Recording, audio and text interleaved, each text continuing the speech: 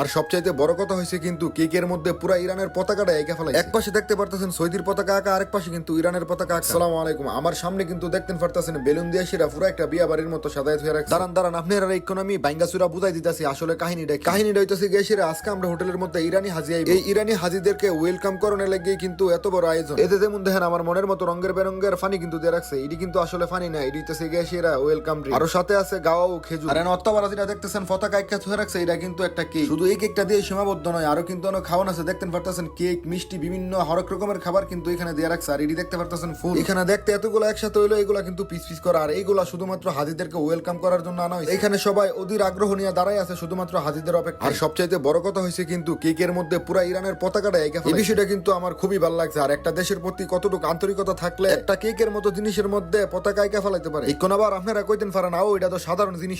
আমিও জানি এটা সাধারণ বিষয়, কিন্তু যে একটা সিচুয়েশন চলতেছে এটা আপনারা সবাই জানেন। যাক, এতক্ষণে আমরা অপেক্ষার অবসান ঘটলো। এতক্ষণ অধীর আগ্রহ নিয়ে যাদের জন্য আমরা অপেক্ষা করছিলাম তারা কিন্তু ইতিমধ্যে আমাদের মাঝে এসে উপস্থিত হয়েছে। আর তারা আসার সাথে সাথে কিন্তু আমরা সবাই তাদেরকে ফুল হাতি দিয়ে ওয়েলকাম করা শুরু করি। সবচেয়ে আজব করা বিষয় হইতেছে যে তারা আসার সাথে সাথে কিন্তু আমাদের সাথে এরকম একটা ব্যবহার করতেছে, মনে হইতেছে তারা আমরা অনেক আগে থেকে চিনি। সত্যি কথা বলতে ইরানের মানুষ সত্যি খুব ভালো। যাই হোক, ওয়েলকাম করার পরে কিন্তু তারা গিয়ে খাওয়া দাওয়ার পর্বটা শেষ করে এবং তাদের গ্রুপের একজন মেম্বার মানে গ্রুপ লিডার আর কি তাদেরকে নিয়মগুলো বুঝাই দিতে। যাক, আজকের ভিডিও এতটুকু পর্যন্ত। যদি ভিডিওটা ভালো লাগে তাহলে অবশ্যই ইরানি মিসাইলের গতিতে আমার পেজটা ফলো করে দিবেন।